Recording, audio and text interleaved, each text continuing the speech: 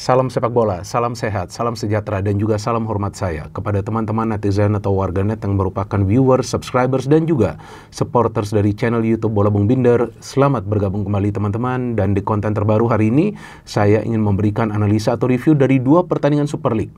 Yang pertama antara Madura United versus Persija Jakarta yang berakhir untuk kemenangan Persija dengan skor 0-1. Dan yang kedua antara Persib Bandung versus Persis Solo yang berakhir untuk kemenangan Persib dengan skor 2-0. Dengan hasil akhir ini teman-teman berarti untuk sementara Persija berada di peringkat nomor 2 dan Persib berada di peringkat nomor 5 klasmen Super League. Sedangkan selisih poin antara Persija Jakarta dengan Borneo FC adalah 7 poin dan antara Persib Bandung dengan Borneo FC adalah 8 poin. Artinya kemungkinan kita akan melihat persaingan yang sangat ketat untuk bisa menjadi juara dari Super League musim ini sampai akhir musim. Dan yang paling penting bagi tim-tim yang bersaing di papan atas adalah mereka bisa mempertahankan kebugaran dari para pemain mereka. Nah, berarti tentu untuk bisa menjadi juara dari Super League musim ini bukanlah perkara yang mudah. Tapi kita tahu bahwa tim yang biasanya mendapatkan konsistensi dalam permainan setelah putaran pertama, biasanya tim tersebut yang akan menjadi juara. Tapi tetap saja tidak ada salahnya untuk mengoleksi poin di awal musim karena itu adalah hal yang krusial yang juga bisa menentukan garis finish nanti di akhir musim. Pertama-tama saya ingin membahas tentang pertandingan antara Madura United versus Persija yang kebetulan saya juga yang siaran. Dan kita tahu sebelumnya Persija juga meraih kemenangan atas Persebaya Surabaya dengan permainan yang rapi di mana mereka menyulitkan para pemain Persebaya untuk menciptakan banyak peluang yang berbahaya. Dan itu kembali mereka lakukan di pertandingan melawan Madura United. Dan memang Madura United juga kita tahu performanya belum konsisten ya. Bahkan kalau kita melihat mereka masih tertahan di zona papan bawah, tepatnya di peringkat nomor 13. Tapi tim ini kan punya pelatih yang bagus ya, seperti Alfredo Vera yang biasa mengandalkan permainan pragmatis. Dan sebelum pertandingan melawan Persija baru saja menang melawan Dewa United. Di sebuah pertandingan yang sebetulnya mereka digempur habis-habisan. Tapi kiper mereka memang formnya lagi bagus ya, Miswar Saputra, dan dari 2 atau 3 kali counter attack Madura United bisa mencetak 2 gol dan meraih kemenangan. Sedangkan Persija kita tahu sebelum melawan Persebaya yang mereka meraih kemenangan juga kesulitan untuk bisa mendapatkan 3 poin. Tapi di match ini terlihat jelas para pemain Persija fokus untuk bisa bermain pressing tinggi, mengganggu para pemain Madura United agar mereka tidak bisa membangun yang namanya counter attack karena itulah kekuatan Madura United dan juga menciptakan banyak sekali peluang. Dan seharusnya Persija ini bisa menang dengan mencetak lebih dari 1 gol. Seharusnya 3 atau 4 gol lah. Banyak sekali peluang mereka. Cuma terlepas juga dari finishing yang tidak baik dari para pemain Persija karena ada beberapa peluang mereka juga yang melenceng. Memang Miswar Saputra ini tidak mudah dijebol gawangnya. Tapi yang menarik untuk pertandingan ini bahwa Mauricio Souza kali ini memilih Andri Tani untuk dimainkan dari awal. Dan Andri Tani akhirnya bisa mencatat clean sheet pertamanya musim ini dari 2 kali penampilan. Dan dia juga melakukan 1 save yang gemilang itu dari Tovani kan, jelang pertandingan berakhir yang sambil terbang. Dan kalau kita melihat dari starting lineup memang tidak banyak perubahan dalam starting lineup Persija. Dan saya melihat dengan tidak memainkan Bruno lagi dari awal, ini yang membuat permainan Persija lebih kompak. Dan Alanu adalah pemain yang paling sulit dijaga ya. Dan kalau bagi saya sih dia adalah man of the match. Walaupun dia tidak mencetak gol, tapi assist dia itu assist yang mahal itu kepada Gustavo.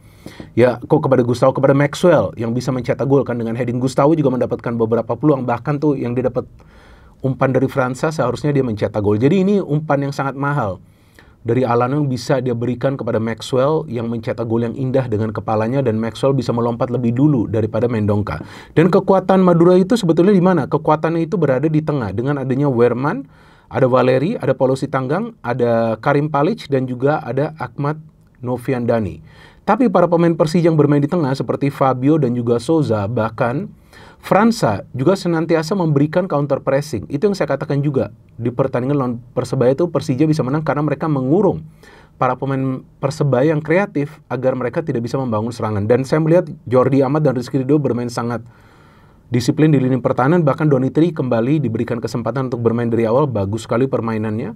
Dan setelah Persija mencetak gol bukan berarti mereka menurunkan tempo permainan, enggak, mereka masih main dengan tempo tinggi, tapi para pemain Persija ini harus bisa mengasahkan finishing mereka.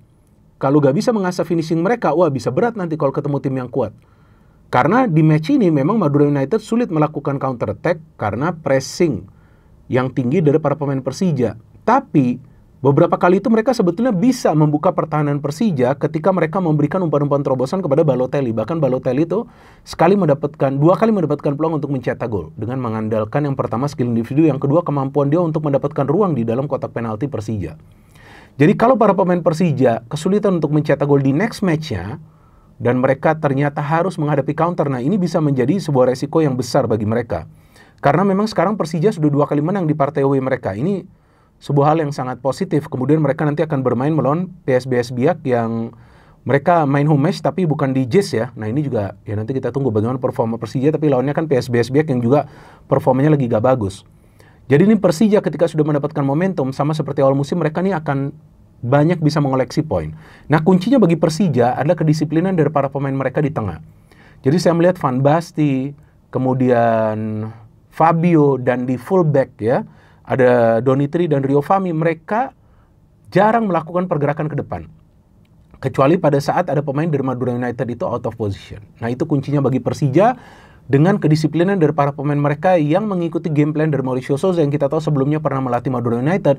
Mereka bisa mengalahkan Madura United yang kita tahu adalah tim yang tangguh di kandang mereka sendiri. Dan saya pikir Persija layak 2 kali meraih kemenangan di partai tandang karena mereka bermain dengan high pressing game dan mereka tidak memakai perangkap offside terlalu banyak. Nah, artinya mereka sudah belajar dari pertandingan-pertandingan sebelumnya yang mereka banyak kebobolan gol ya, seperti lawan Borneo kebobolan 3, lawan PSM kebobolan 2, karena garis pertahanan yang tinggi itu yang mereka pakai ya, para pemain mereka yang berada di belakang itu seperti Rido dan juga Jordi yang agak lamban itu sering kena counter attack. Jadi Persija main high pressing tapi bukan garis pertahanan yang tinggi, sehingga mereka bisa menang lawan Madura United yang saya melihat bahwa pemain mereka nih Kerim Palic ini yang mainnya luar biasa loh dia, tapi dia tidak mendapatkan bala bantuan yang dia butuhkan, sehingga memang dia sering kalah pressing dari para pemain Persija. Dan saya pikir 2 kali kemenangan ini membuat Persija kembali membuka peluang untuk bisa mempertahankan persaingan mereka di papan atas, dan kita tunggu nanti bagaimana mereka bisa bermain lebih efektif lagi untuk melakukan finishing dari pertandingan-pertandingan mereka. Dan sekarang saya ingin membahas pertandingan kedua antara Persib Bandung versus Persis Solo yang juga kebetulan saya yang siaran pertandingan ini. Dan inilah kemenangan di kandang bagi Persib. Kalau secara keseluruhan Persib sudah menang 4 kali ya. Ada 2 juga pertandingan ACL 2. Jadi kemarin tuh salah saya ngomong pada saat siaran.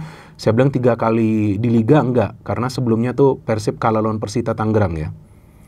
Betul kan? Kalah 2-1. Kemudian menang lawan Bangkok United, menang lawan PSBS, menang lawan Selangor, dan juga menang lawan Persis Solo. Oke, Persis Solo kita tahu tim yang berada di papan bawah. Mereka sulit meraih kemenangan, bahkan baru 1 kali menang lawan Madura United.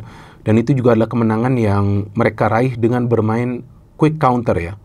Nah, mereka menang 1-2 di kandang Madura United. Dan Persib kita tahu memang pasti akan melakukan rotasi lah di line up. Boyan Hodak harus melakukan rotasi karena mereka bermain di 2 kompetisi.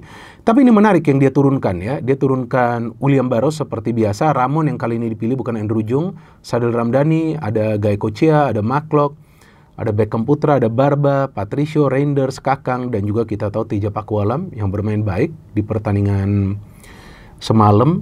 Dan saya melihat kuncinya bagi Persib Bandung adalah transisi. Lagi-lagi transisi. Dan memang Persis Solo bukanlah tim yang kuat, tapi Persis Solo tidak bermain buruk juga. Persis Solo bahkan memulai pertandingan ini dengan berani mengambil inisiatif untuk menyerang. Itu mungkin juga yang mengagetkan para pemain Persib, tapi itulah yang disuka oleh para pemain Persib. Tunggu aja dulu di tengah, sabar untuk build up. Dan Persib tidak membutuhkan waktu yang lama untuk mencetak gol, karena mereka sudah bisa mencetak gol di menit ke-12 setelah sebelumnya juga William Barros mendapatkan peluang ya.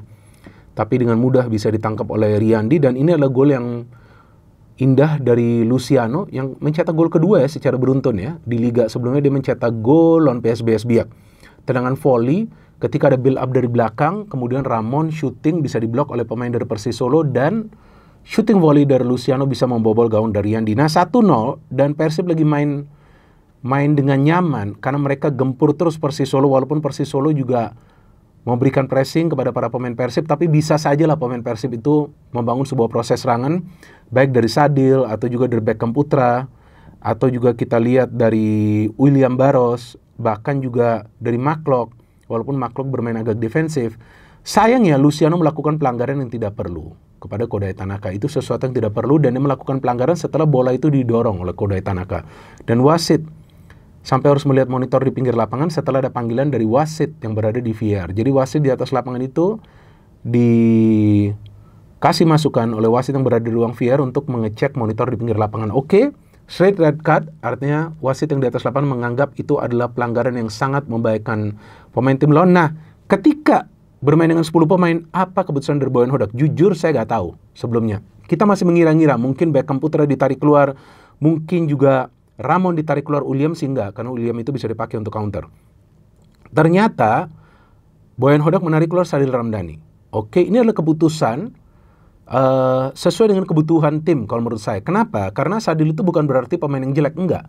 Tapi Sadil pemain yang bermain di sektor sayap. Betul kan? Dia bermain di sebelah kiri. Nah, William Barros memang pemain yang bermain di sektor sayap, tapi dia sering banyak melakukan pergerakan dari tengah. Nah, itu bedanya antara Sadil dengan William Barros. Karena William Barros ini kan adalah pemain yang biasa melakukan pergerakan dari sayap, tapi selain itu juga dia bisa bermain sebagai striker. Jadi artinya yang diperlukan Boyan Hodak adalah pemain yang bisa bermain lebih mobile. Nah, dalam hal ini saya pikir bahwa ini adalah keputusan yang sulit bagi Boyan Hodak untuk menarik keluar Sadil, karena dia sering memberikan kesempatan bagi Sadil untuk bermain dari awal. Coba teman-teman bisa melihat dari rekam jejaknya. Dan memang kita lihat di layar televisi, Sadil kelihatan kecewa banget. Dan saya pikir itu adalah hal yang wajar bagi seorang pemain profesional. Tapi kemudian saya senang sekali dengan unggahan dari Sadil Ramdhani yang saya baru lihat tadi siang. Ya, unggahan di Instagram ini luar biasa. Ya, saya salut kepada Sadil Ramdhani ya. Saya tidak kenal Anda. Saya follow Anda sudah lama saya follow Anda. Sejak Anda bermain di Persela. Ya, saya sudah follow Anda. Jadi luar biasa postingan Anda di mana Anda juga berterima kasih atas kritik dan sarannya, atas reaksi ya dari tentunya fans Persib, dan juga dia menjelaskan secara jujur bahwa itu murni kekecewaan pada diri dia sendiri karena dia memang selalu ingin bermain dan memberikan yang terbaik untuk tim. Ya, ini kan contoh pemain profesional. Jadi ya walaupun kita ya tahulah bahwa Sadil bukanlah pemain yang biasa-biasa saja, dia pemain yang istimewa. Oke, dia punya skill yang luar biasa. Dan tentu tidak mudah bagi Persib untuk bisa mendapatkan Sadil, tapi dia ingin fight. Dia ingin menunjukkan yang terbaik. Nah, inilah kita lihat adalah mental seorang pejuang. Mental seorang pejuang yang ingin menang. Ingin menang caranya seperti apa? Supaya dia terus bisa bermain dan memberikan yang terbaik bagi timnya. Tapi karena kebutuhan taktikal, maka dia harus ditarik keluar. Dan saya pikir unggahan ini menunjukkan bahwa tidak ada apa-apa secara internal di Persib Bandung. Dan dia juga berterima kasih kepada fans. Artinya dalam hal ini, saya pikir ini merupakan contoh bagi pemain-pemain profesional lainnya jika nanti ada yang ditarik keluar demi kebutuhan tim. Karena pelatih paham apa yang perlu dilakukan. Terus apa yang dia perlu lakukan? Dia memainkan Adam Alis. Kenapa?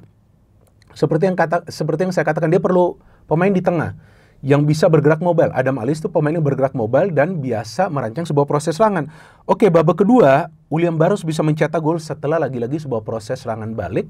Dan Beckham Putra memberikan sontekan yang luar biasa kepada William Barros yang mencetak gol kedua melengkapi kemenangan bagi Persib Bandung.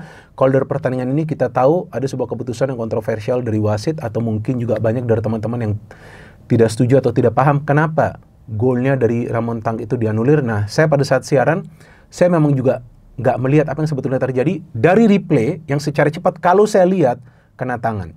Tapi ternyata setelah banyak unggahan di sosial media, nah saya nggak tahu ini benar atau enggak, tapi yang dinarasikan adalah sebetulnya terkena paha. Nah, yang saya bingung, kenapa ketika ada gol dianulir, wasit tidak melihat monitor di pinggir lapangan? Karena itu kan kejadian gol yang sebetulnya bisa juga dicek dari monitor di pinggir lapangan setelah mendapatkan panggilan dari wasit yang berada di ruang VR. Karena kalau melihat monitor di pinggir lapangan itu akan diulang-ulang kejadiannya. Kalau replay di TV itu biasa, full replay begini. Kalau di VAR itu diulang-ulang untuk ngelihat sebetulnya kena tangan atau kena paha. Tapi Ramon juga tidak beruntung karena dia punya banyak peluang untuk mencetak gol. Bahkan diving header dia bisa di-save oleh Riyandi. Tapi secara keseluruhan, walaupun Persib bermain dengan 10 pemain, tapi mereka bisa menciptakan banyak peluang. Kenapa? Karena perlahan-lahan chemistry di antara para pemain mereka sudah mulai nyetel. Dan walaupun William Barros yang mencetak gol, dan walaupun Luciano yang mencetak gol, tapi kalau bagi saya pemain yang spesial di pertandingan semalam adalah Eliano Reinders. Ini pemain kecil-kecil cabai rawit. Di mana-mana ada dia, Pak. Coba cek berapa Eliano yang bermain di pertandingan semalam. Di mana-mana ada dia. Luar biasa. Bahkan sekali itu dia sprint hampir dia mencetak gol. Jadi seperti yang saya katakan sebelumnya, dan saya selalu konsisten dan konsekuen, bahwa manajemen Persib Bandung mengontrak memang pemain-pemain yang berkualitas. Dan mereka membutuhkan waktu untuk nyetel. Kita lihat setelah 7 atau 8 game, perlahan-lahan mulai nyetel. Tinggal kita tunggu konsistensi dari Persib Bandung dan juga konsistensi dari Persija Jakarta. Dan menarik untuk melihat dua tim besar ini juga ikut bersaing di papan atas. No hit, no politics, only football. Salam sepak bola.